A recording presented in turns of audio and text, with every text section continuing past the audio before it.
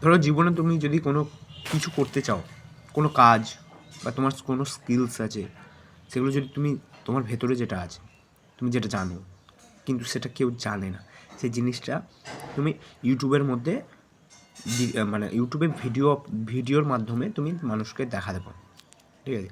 তাতে কি হচ্ছে, তাতে তোমার স্কিলসটা মানুষ জানছে, মানুষের কাছে পৌঁছাচ্ছে।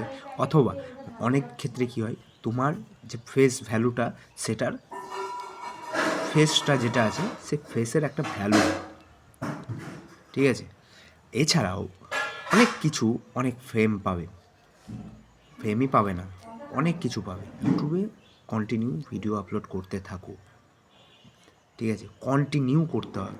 1 দিন 2 দিন 3 দিন 4 দিন 5 দিন করলাম তা না, কন্টিনিউ করতে থাকতে হবে, তাহলেই বুঝতে পারবে।